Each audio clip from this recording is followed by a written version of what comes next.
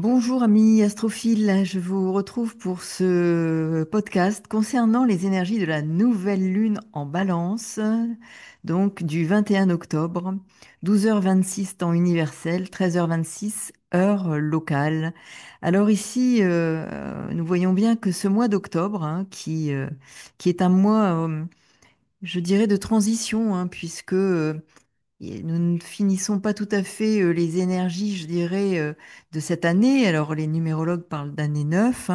En effet, on voit bien que cette énergie est une énergie à la fois de fin, de parcours, de la nécessité d'en finir avec certains fonctionnements, certaines situations. Et puis ce mois d'octobre qui nous laisse quelque part entendre que la véritable transition et le changement est en train de se préparer, de s'organiser. Alors c'est un mois qui peut être un peu, qui peut bousculer, hein. Donc cette nouvelle lune du 21 octobre. Donc, en effet, vous allez vous dire, mais nous ne sommes pas encore à la nouvelle lune. La pleine lune du 7 octobre n'est pas encore passée, mais c'est vraiment pour que vous ayez une vision d'ensemble de ce mois d'octobre. Vous avez la pleine lune donc du 7, et puis cette nouvelle lune du 21 octobre, avec, si vous avez le temps, de regarder les carrés qui vont avoir lieu, les carrés entre la lune et le soleil. Alors, j'évoquerai le carré du 29 octobre entre le soleil et la lune, et vous verrez que ça vient, eh bien, en effet, apporter, je dirais, de l'eau au moulin. Donc, nous avons une nouvelle lune, comme vous le voyez ici, à 28 degrés, 22 minutes d'arc de la Balance. Et la planète maîtresse de la Balance, Vénus se trouve aussi en Balance.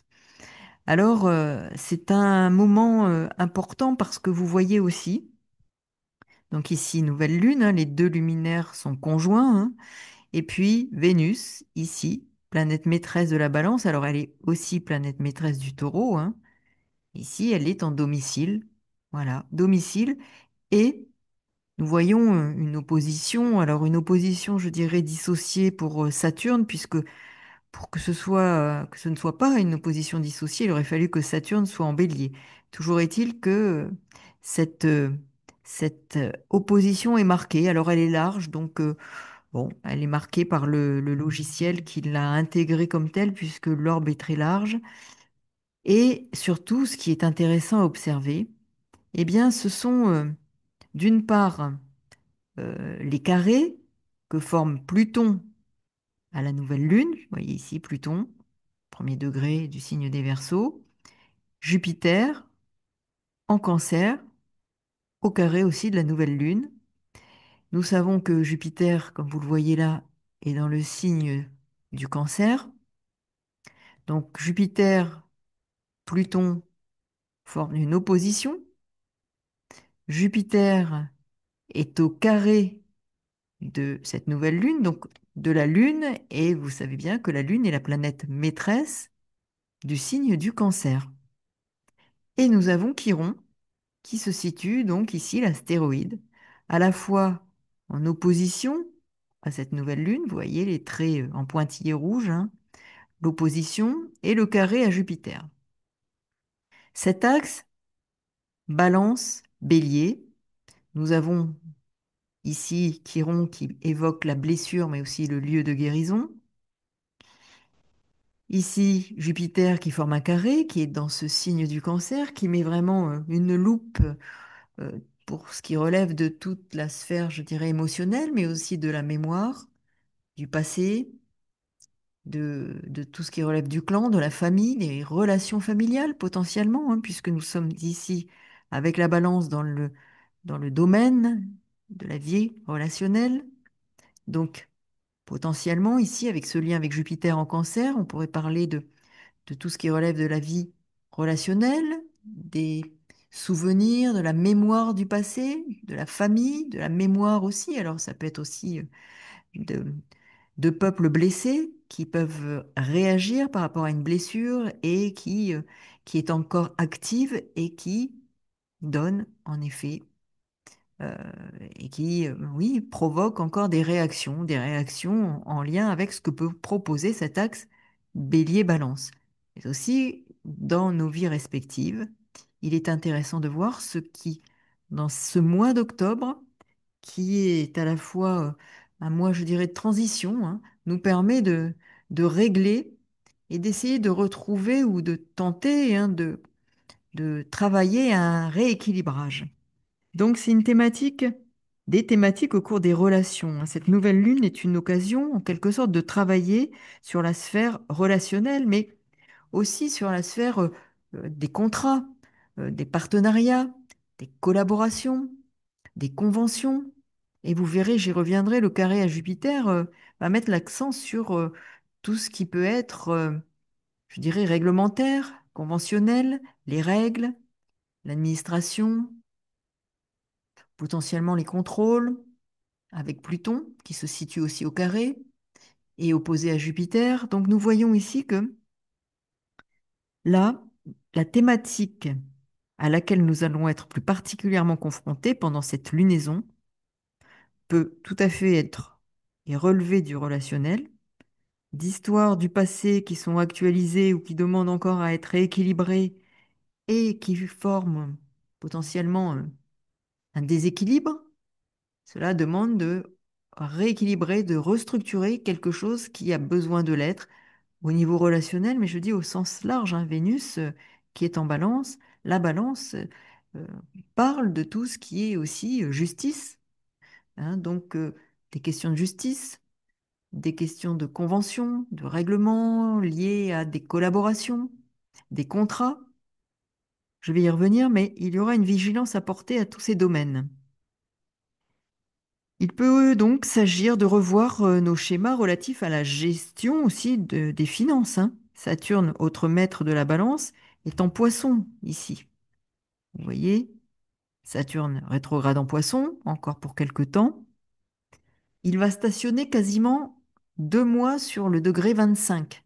Donc ce sera intéressant de regarder ce que vous avez sur le degré 25, parce que si vous avez un élément sur le degré 25, Saturne va rester 2 mois, il va vous faire travailler ce domaine-là en particulier, hein, ce que représente ce point-là ou cette planète. Éventuellement, ben, si c'est la Lune, Vénus, le Soleil, Mars, Mercure, vous pouvez très bien avoir un travail particulier, hein, de, de rompre avec certains fonctionnements, des schémas, hein. Nous sommes encore dans le poisson, hein, pour aller vers un renouveau, mais en attendant, vous allez sentir, je dirais, le sentir passer.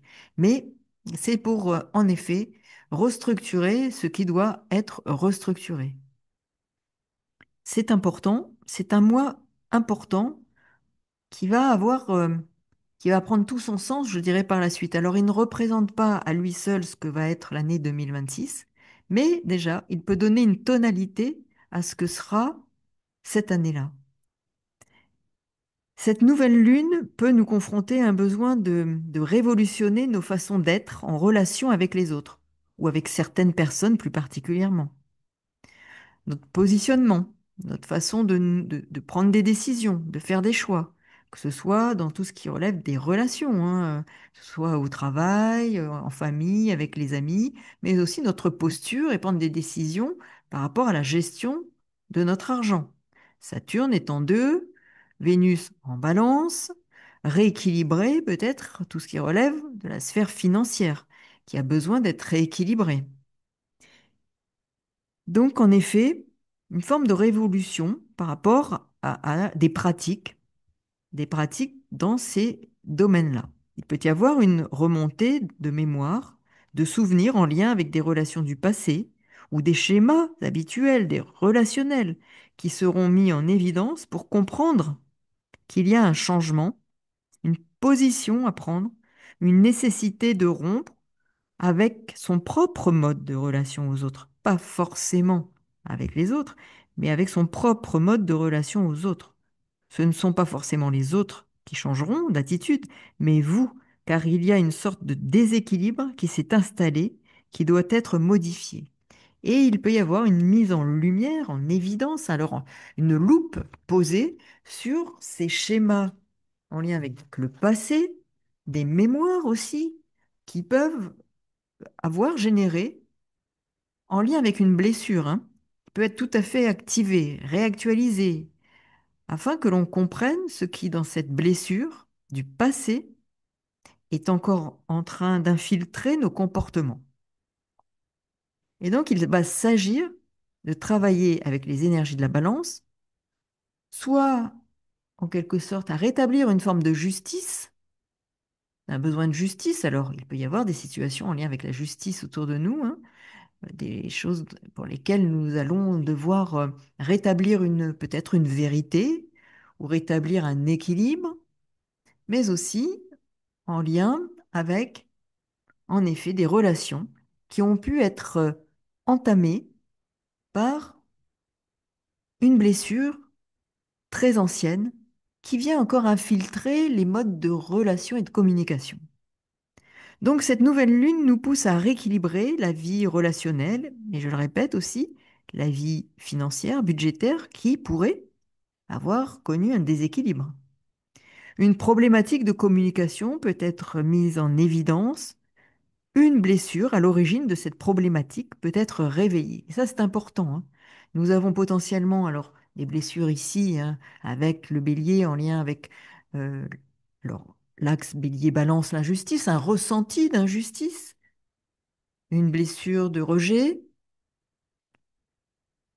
Donc, il peut y avoir des questions autour de ça qui sont, en tout cas, infiltrées par une mémoire peut-être inconsciente, hein, qui ne demande qu'à être conscientisée, une mémoire du passé, une mémoire de l'enfance, une mémoire parfois transgénérationnelle qui vient encore s'interposer, je dirais, hein, dans cet axe bélier-balance, s'interposer entre soi et l'autre, et qui ne demande qu'à être retraitée pour nous permettre aussi parfois, hein, de gérer les finances différemment, puisque les finances sont souvent, la manière de gérer ces finances sont très en lien avec des blessures émotionnelles.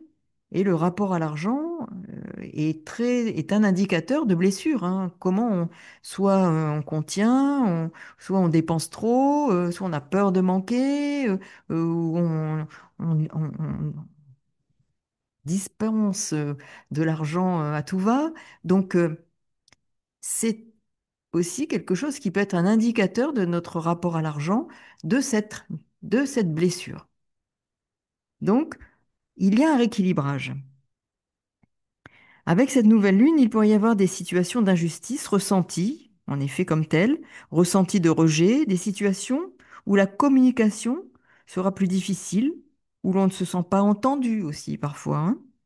N'oublions pas aussi qu'il faut regarder, ce qui est intéressant à observer, c'est que Mars et Mercure sont exactement conjoints, 20 degrés, hein, sur le 20e degré du Scorpion. Donc c'est intéressant à examiner. En Scorpion, là, nous avons en effet matière à comprendre qu'il peut y avoir une réactivité en lien avec des émotions et des blessures émotionnelles. Nous sommes dans des signes d'eau, hein, ici. Jupiter, Scorpion, Poisson avec Saturne, un des deux maîtres de la balance. Observez bien, nous baignons dans cette énergie et nous allons, et nous le sentons déjà, hein, vivre un mois d'octobre qui peut tout à fait être une période, je dirais, charnière, nous permettre de prendre conscience, d'avoir encore des choses à lâcher, à abandonner. Ce sont des signes d'eau, je le répète, les signes d'eau, c'est mort et renaissance, c'est la fin de quelque chose pour renaître. Et nous préparons dans ce mois, qui est un mois 1, je crois, hein, en numérologie, dans une année 9, vous voyez un peu, on a un pied dans le passé, un pied dans le futur. C'est intéressant d'observer, hein, c'est un peu la manière dont on travaille, notamment en EMDR, un pied dans le passé, un pied dans le futur, et on retravaille les émotions, les croyances liées à ces émotions, et pour en effet se préparer et intégrer quelque chose qui aura été retravaillé pour nous permettre de nous élancer vers un, un meilleur, euh, un meilleur futur, si on peut dire. Donc ici, cela peut en effet soit générer du repli, de la peur, de l'agressivité, des tensions, hein, des conflits, des rapports de force, hein. N'oublions pas où se situe Pluton. Mars, Mercure en Scorpion. Pluton au carré de cette nouvelle lune. Mars est le maître du signe complémentaire aussi, hein, le Bélier, où se trouve et se trouve conjoint exactement à Mercure en Scorpion. Donc ça peut piquer fort. Pluton sera au carré de cette nouvelle lune, ce qui donne en effet une tonalité plus sombre, des situations qui peuvent être angoissantes ou sources d'angoisse, mais aussi un ressenti de contrôle potentiellement, sentiment que l'on est contraint, et cela pousse à des réactions vives, un besoin peut-être d'exercer une plus grande liberté d'expression. Uranus est au trigone de cette nouvelle lune, hein. Donc Uranus, alors il n'est pas au trigone, hein, il est au quinconce, hein, 50 degrés. 30, en effet. Uranus, vous voyez, ici, alors ça n'est pas marqué, mais ici, nous avons un quinconce, 150 degrés. Donc, il peut y avoir une hésitation entre vouloir être, se replier un peu, hésiter à exprimer ce que l'on pense, se sentir peut-être rejeté, avoir peur d'être rejeté, hésiter à prendre une décision quant à une position. Et puis Uranus qui est là au quinconce et qui nous parle avec ce quinconce d'hésitation tout en souhaitant, en désirant, en réfléchissant. Il est rétrograde, hein, mais en réfléchissant à une libération, à une émancipation par rapport à une relation. Et nous sommes avec le Gémeaux, hein, la vie, la communication, les relations, comment on peut envisager, tout en ayant peur, hein, du rejet, de ne pas être, de s'exclure peut-être, et en même temps d'avoir envie de s'émanciper, de se libérer de quelque chose qui est devenu trop lourd. Donc, en effet, une lunaison qui évoque un besoin de se libérer de contraintes ressenties dans la communication, la relation, les échanges, les contrats, des hésitations, des peurs de s'exprimer ou un besoin de rééquilibrage, de plus grande liberté. Alors, il n'est pas question de forcément de rompre, mais de rétablir un équilibre entre capacité de s'exprimer, besoin de s'exprimer, de communiquer, de se libérer d'un contrat qui est devenu obsolète, d'une relation qui n'est plus équilibrée, tout en ayant peur de s'exclure. Alors ça peut être s'exclure d'un clan, hein. Jupiter, carré, nouvelle lune, Jupiter en cancer, il met en lumière quand même cette thématique autour de, voilà, de la mémoire familiale, la mémoire du clan. Est-ce que l'on peut exprimer son point de vue sans crainte d'être rejeté? Et pourtant en ayant un véritable besoin de se libérer et d'accéder à un autre type de relation professionnelle, contractuelle, familiale, amicale, même dans le couple, hein. Tout à fait tout ce qui relève de la relation. Donc, observez cette énergie-là et qui aura un impact, hein, sur les mois à venir. Cela peut mettre aussi en évidence des dépendances relationnelles, des schémas d'addiction affective pour ne pas se sentir rejeté. Attitude de contrôle émotionnel, avec Pluton au carré, rapport de pouvoir pour maîtriser une situation. Qui, des uns ou des autres, aura le dessus? Donc, il est possible qu'il y ait des rapports de force et des enjeux de pouvoir dans les relations. Le carré Lune-Soleil du 29 octobre, hein, puisque bien, la Lune avancera et le 29 octobre, il y aura un carré, le Soleil sera en Scorpion, la Lune en Verseau, Lune conjointe à Pluton. Donc peut-être en effet, pendant 2 jours, ça peut en effet être difficile dans un contexte, dans ce contexte notamment, débuter avec la nouvelle Lune. Prudence donc les 28, 29 et 30 octobre. Cette lunaison peut permettre de reprendre contact aussi avec ses propres besoins dans la vie relationnelle, hein. Bien les identifier, comprendre ce dont on a véritablement besoin et que l'on a pu écarter pour pouvoir se conformer à ce que l'on croit que l'autre attend. Donc, ça peut pousser à des remises en question profondes au plan relationnel, du travail, des amis, de la famille. Tous les liens sociaux seront mis en évidence. Cela peut aussi rendre plus réactif, plus sensible au comportement d'autrui. Il s'agira bien là de travailler au rééquilibrage, de poser des limites, de savoir dire non ou de ne pas entraver la liberté des autres, hein. Il peut y avoir aussi beaucoup de faux semblants pour ne pas montrer son désaccord ou un vrai visage de peur d'être rejeté, abandonné. Donc la question de l'authenticité peut apparaître aussi, hein. Il faudra faire attention de ne pas être confronté à des manipulateurs pour obtenir quelque chose de nous. C'est aussi un enjeu. Pluton sera de surcroît, comme je l'ai dit plus haut, au carré de la nouvelle lune. Rôle et enjeu de pouvoir sous-jacent pour obtenir quelque chose de vous. Uranus et Pluton, en signe d'air, viennent renforcer cette dynamique de contrôle et manipulation dans les relations. Donc, attention, collaboration, partenariat, convention, attention aux contrats. Si vous avez à signer des contrats, soyez attentifs aux documents administratifs, aux propositions écrites, aux petites lignes dans les contrats, aux règlements que l'on vous présentera.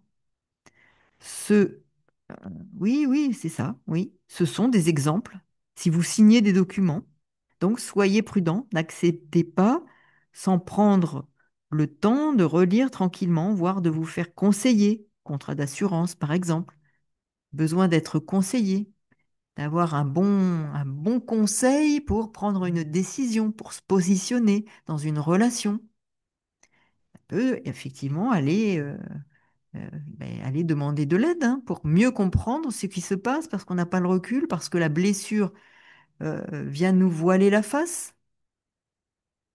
Il est possible que, en effet, nous puissions ne pas voir parce que la blessure qui est en nous et qui guide nos comportements ne nous permet plus de comprendre les enjeux auxquels nous sommes confrontés.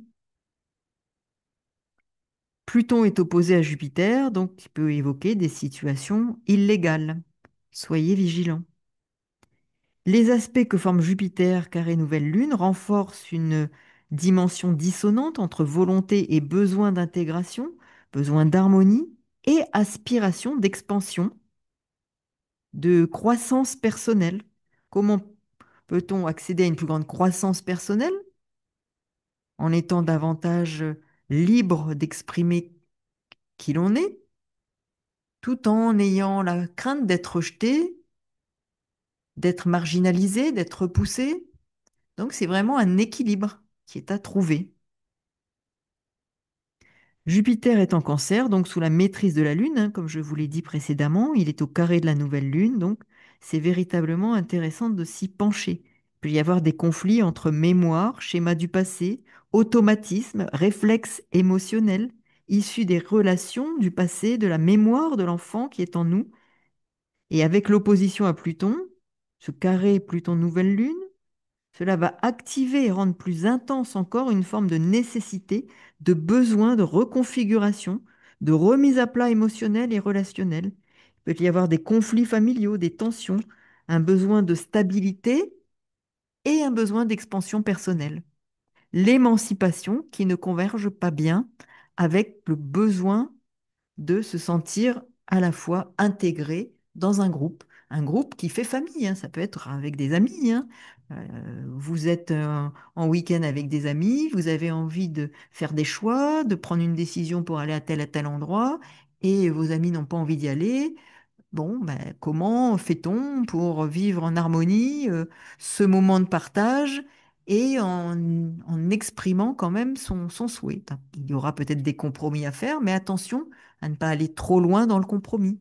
C'est ce que nous dit aussi cette nouvelle lune. Alors, des tensions internes peuvent être puissantes et une réorganisation sera sans doute nécessaire, un rééquilibrage, une réorganisation. Voilà pour ces énergies.